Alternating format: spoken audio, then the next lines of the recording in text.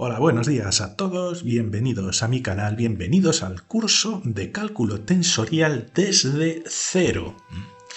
Y ya estamos en la tercera lección y vamos a demostrar la potencia del cálculo tensorial.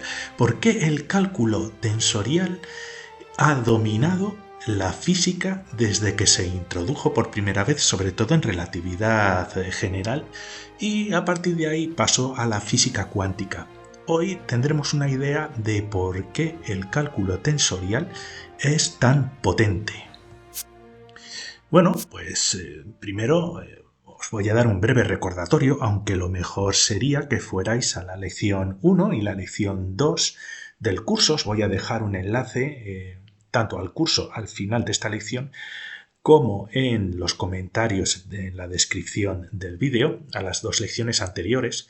Y bueno, simplemente recordaros que la notación tensorial se la inventaron Gregorio Ricci y su alumno Tullio Levi-Civita, porque buscaban una manera simplificada de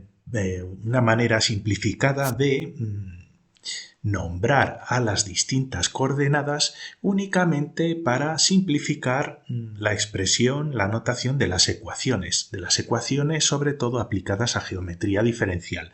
Todo eso lo vamos a ir viendo. Por el momento, en estas lecciones nos vamos a centrar en un espacio plano, euclídeo, normal y corriente. Simplemente para dejarlo claro. Más tarde nos adentraremos en otro tipo de espacios. Pero Ricci y Levi-Civita se inventaron una notación en la cual en vez de utilizar coordenadas de x, y, z, t, r, j, h, lo que hicieron fue nombrar las coordenadas de manera general, como ya vimos, e introducir un superíndice que se llama superíndice contravariante, donde lo único que varía es el número de aquí arriba para indicar la coordenada específica. Ya dijimos que x1 podría equivalerse, por ejemplo, a la coordenada x, x2 en este ejemplo a la coordenada y, x3 a la z, x4 a otra coordenada, y así si vamos aumentando las dimensiones. Pero simplemente el hecho de introducir esta notación en las ecuaciones nos abrió los ojos a unas nuevas interpretaciones, una nueva manera de estudiar las ecuaciones, ¿no? Y en concreto pusimos un ejemplo muy sencillo de una derivación de una función que dependía de las coordenadas. Y ya por de pronto, en vez de poner aquí coordenadas x, y y z, lo sustituimos de manera general por x con un superíndice contravariante alfa, de tal manera que si alfa va cambiando de número, estaremos hablando de cada una de las coordenadas específicas, pero de manera general estamos diciendo con esta ecuación que tenemos una función que depende de las coordenadas, de múltiples coordenadas, porque esta notación implica que aquí no tenemos una sola coordenada, sino múltiples coordenadas dependiendo del valor que tome alfa. Y aplicamos una diferenciación parcial normal de nuestra función con respecto a las coordenadas de la cual depende.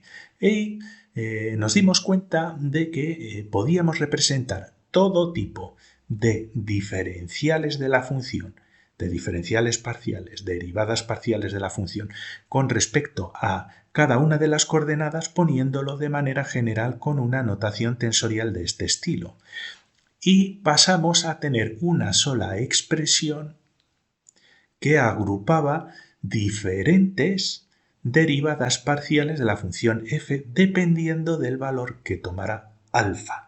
Por lo tanto, si alfa, por ejemplo, fuera 1, estaríamos hablando de la derivada de f con respecto a la coordenada x. Si alfa es 2, estaríamos hablando de la derivada de la función f con respecto a la y, y así. Ya vimos que utilizando esta notación compactificamos diferentes expresiones de las derivadas de la función con respecto a cada una de las coordenadas, pero utilizando una sola expresión. Y esto es muy importante.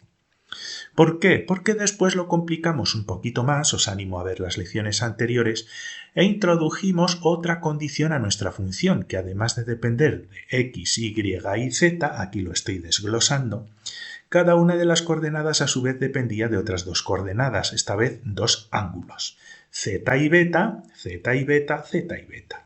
Y entonces vimos que podíamos dar una expresión a una derivada de la función, por ejemplo, frente a la coordenada z, es decir, lo que cambia la función f con respecto a cambios de la coordenada z, de una manera general, así como la derivada parcial de la función con respecto a las coordenadas multiplicada por la derivada de la coordenada con respecto a la coordenada z, de la coordenada en azulito. Y además descubrimos que utilizando una notación simplificada de Einstein, si teníamos dos índices enfrentados de esta manera, tenemos un índice contravariante en el denominador y un índice contravariante en el numerador de una expresión de este estilo, esta notación implica implícitamente que tenemos aquí un sumatorio. Por lo tanto, esta expresión de aquí, además de darnos la respuesta a una derivada parcial con respecto, en este caso, a la coordenada z, esta expresión nos engloba un sumatorio, como vimos, un sumatorio sobre el índice y dependiendo del número de coordenadas que tenemos. Como tenemos 3 coordenadas aquí, tenemos un sumatorio sobre x1, refiriéndonos a x, más la misma expresión x2, refiriéndonos a y, más un sumatorio con x3, que sería la z. Si no sabéis de lo que estoy hablando, es imprescindible que veáis la lección anterior. Lo importante de este mensaje es que con una notación muy simple nos ahorramos poner sumatorios siempre y cuando sigamos la convención de Einstein de sumatorio de índices en las coordenadas si tenemos uno en el denominador y otro en el numerador. Esta regla la iremos generalizando a otras situaciones. Y os podéis preguntar, bueno, pues esto parece poca cosa, ¿no? Tanto rollo con el cálculo tensorial para algo tan sencillo como esto. Pues sí, tenéis razón. Aparentemente es muy sencillo, pero esto nos va a descubrir un nuevo mundo de diferentes espacios, de diferentes operaciones, una nueva manera de calcular las cosas que nos va a simplificar muchísimo las ecuaciones de la física moderna, sobre todo aplicadas a física de campos, física cuántica de campos, lagrangianas y física relativista. Pues vamos a demostrar la potencia que tiene simplemente el hecho de haber cambiado la notación. Fijaos que lo único que hemos hecho ha sido cambiar el tipo de notación y estamos redefiniendo una nueva manera de expresar ecuaciones y expresar diferentes operaciones. Pues vamos a volver a nuestro ejemplo de la función, que va a depender de nuestras coordenadas x, y y z, que si os acordáis las hemos simplificado como x alfa o como x y latina, eso da igual, y a su vez estas coordenadas van a depender de otras dos coordenadas como hemos visto antes, por ejemplo angulares, pueden ser cualquier otra, radiales, puede ser cualquier otro tipo de coordenadas, pero en este caso hemos elegido una coordenada z y beta. Bien.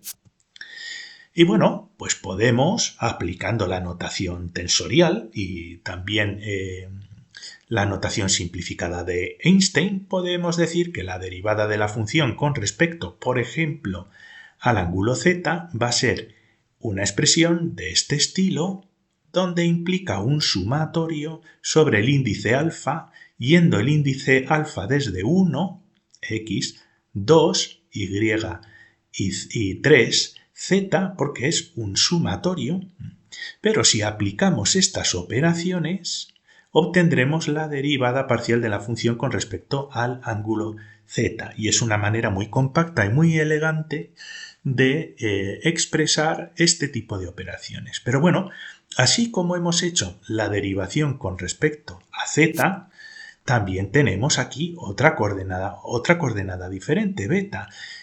Podemos considerar que tenemos dos sistemas de coordenadas, el sistema de coordenadas azul y el sistema de coordenadas rojo. Y por lo tanto podemos también calcular la derivada parcial de la función con respecto a cambios en la coordenada beta roja. Y básicamente pues es lo mismo que hemos hecho antes, es una regla de la cadena. Lo que varía la función con respecto a las coordenadas azules multiplicado lo que varían las coordenadas azules con respecto a la coordenada beta en este caso. Pero seguimos teniendo dos expresiones independientes y que es cierto que esta expresión esconde un sumatorio y esta otra expresión esconde un sumatorio, pero tenemos aquí una expresión exclusivamente para beta y una expresión exclusivamente para z. Y nos podemos preguntar, bueno, ¿qué tal si intentamos reunir estas dos expresiones que son diferentes en una sola expresión más general que abarque las diferenciaciones de la función f con respecto a cualquiera de estas coordenadas aplicando de nuevo notación tensorial? Y podemos proponer que sí, podemos proponer un sistema de notación donde a las coordenadas angulares las vamos a denominar como y. Esta y no va a tener nada que ver con esta y que hay aquí cartesiana. Esto podía haberlo cambiado por otra letra. Yo creo que en la versión final lo cambiaré por otra letra, igual, no sé, gamma o bueno, ya lo veréis por cuál voy a cambiar. Y tenemos la misma expresión para beta, pero fijaos que aquí estamos aplicando la notación tensorial. Tenemos un superíndice 1 para este segundo tipo de coordenadas que implicaría la coordenada z y un superíndice 2 para la coordenada beta, z y beta, 1 y 2. Y lo que queremos hacer es introducir esta nueva notación que tenemos aquí en una sola ecuación que nos agrupe estas dos posibilidades. Bueno, sustituimos la coordenada por su correspondiente en notación tensorial con este superíndice 1 aquí y aquí, esta otra con un superíndice 2 aquí y aquí, y si comparáis esta ecuación con esta ecuación veréis que son muy parecidas. Lo único que tenemos aquí un índice 1 y un índice 2 que están bien indicados. Y podemos sustituir esta expresión con un objeto general que va a ser igual a esta diferencial de la función con respecto a cualquiera de las segundas coordenadas rojas, lo veis aquí, e introducimos aquí otro índice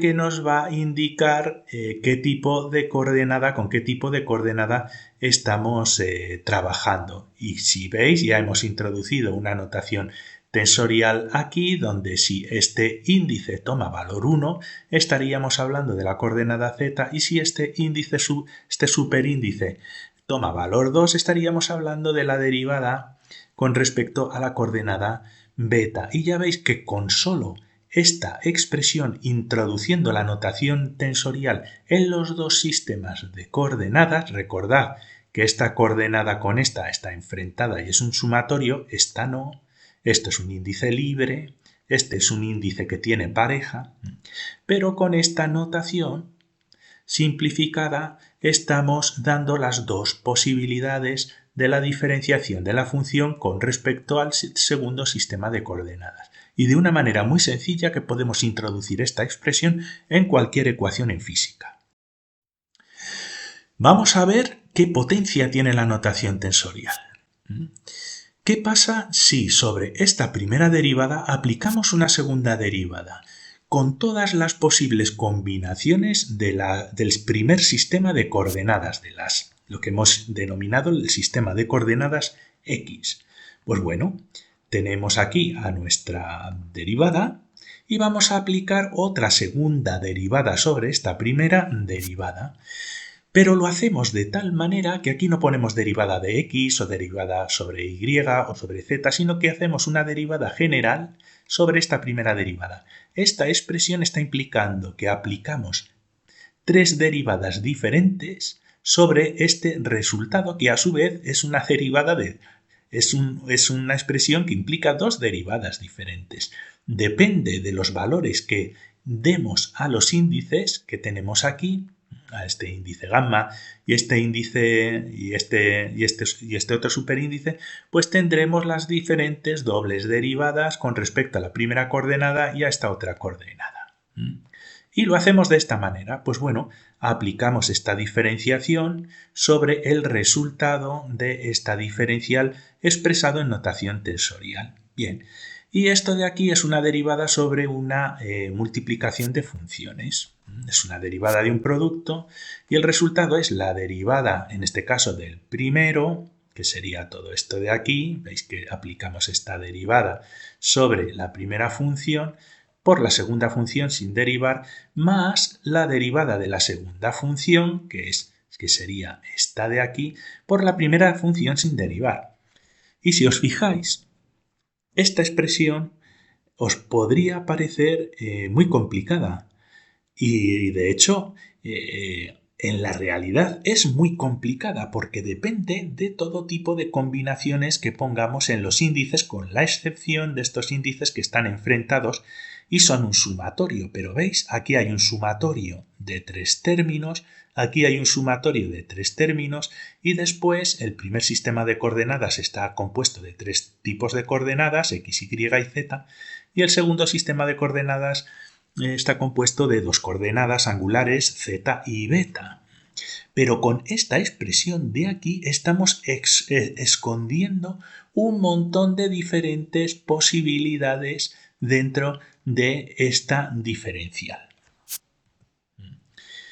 Esta expresión que hay aquí, que es al final esta, esconde 6 distintas derivadas. Esto esconde 6 distintas derivadas.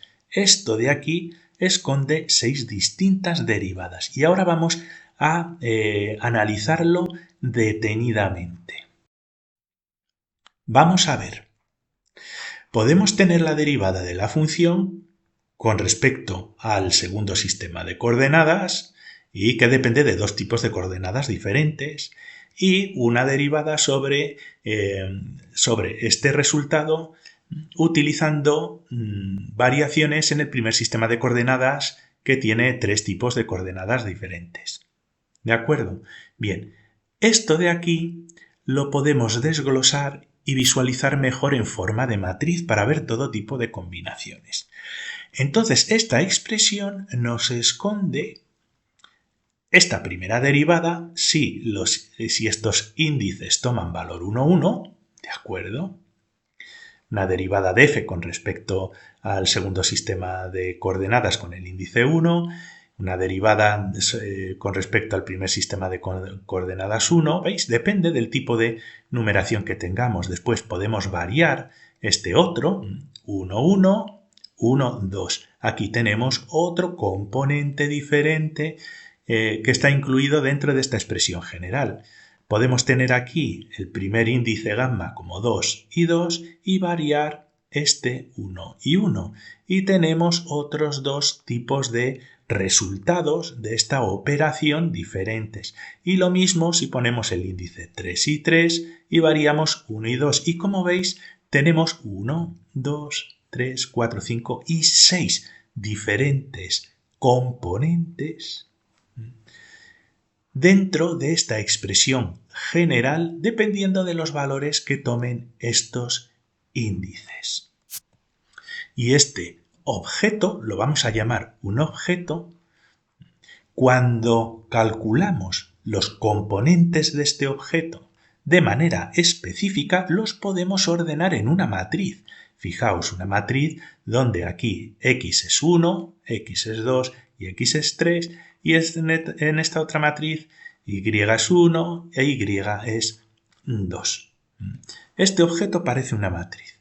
Y de hecho vamos a simplificar la notación.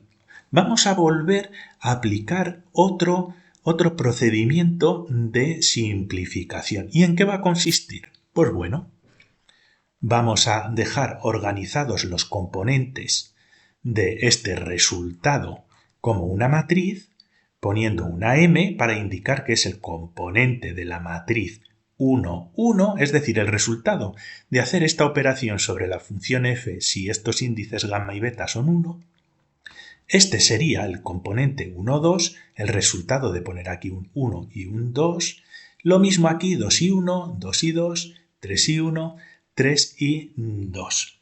Los tenemos organizados como una matriz. Es un objeto general que agrupa 6 diferentes tipos de resultados. Y aún más, podemos simplificar la notación de esta operación en concreto, llamando a esta operación, bautizándola con una letra, puede ser una M, puede ser una T, puede ser una G, puede ser lo que vosotros queráis. Pero esta M con dos subíndices gamma y beta que veis aquí corresponderían a los subíndices gamma y beta que veis aquí debajo. Y los ponemos debajo porque a pesar de ser contravariantes, pero están en el denominador. Y a estos índices que están en el denominador los vamos a bautizar como índices covariantes. Ya explicaremos por qué. Así que a toda esta operación, que implica 6 componentes diferentes que podemos organizarlos en una matriz o no, podemos resumirlo todo como una letra M con dos subíndices gamma y beta y dependiendo del valor que tomen gamma y beta corresponderán a los resultados de esta operación y que los presentamos en esta matriz. Pues M3, 2 pues sería M3, 2 sería este componente M3, 2. M2, 2 sería este de aquí. M1, 1 sería este de aquí. Y para calcular estos componentes tendríamos que hacer estas operaciones colocando los índices adecuados. Bien, pues a esta construcción, a este objeto que depende de las coordenadas y que engloba componentes, lo vamos a bautizar como un tensor.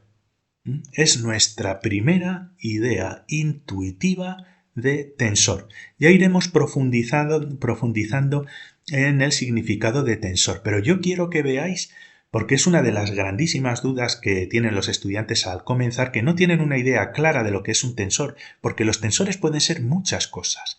En este caso, este tensor es simplemente dos operaciones de derivación sobre una función. Es una función derivada dos veces. Y nos da un objeto, porque esto ya no es una cosa única, es un objeto general que dependiendo de los índices nos va a dar diferentes componentes, diferentes valores, que se pueden organizar o no en una matriz. Y a esto lo vamos a bautizar como tensor. Tiene dos índices, un tensor de dos índices covariantes.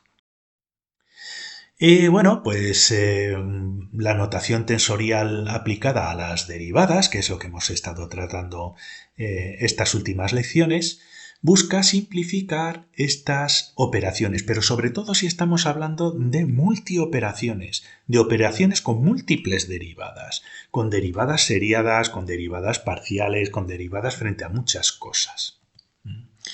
También hemos descubierto la regla de la contracción de índices, que supone la notación tensorial abreviada de Einstein, que lo vimos también en la lección número 2. Y hemos proporcionado la primera idea intuitiva de tensor, y lo hemos definido como una especie de objeto matemático que depende de las coordenadas y que engloba diferentes componentes. Os dejo, os voy a dejar unos enlaces aquí al curso de cálculo tensorial, también alguna lección relacionada, y os recuerdo que os podéis suscribir a mi canal pinchando aquí. Muchas gracias por vuestra atención y hasta la próxima lección.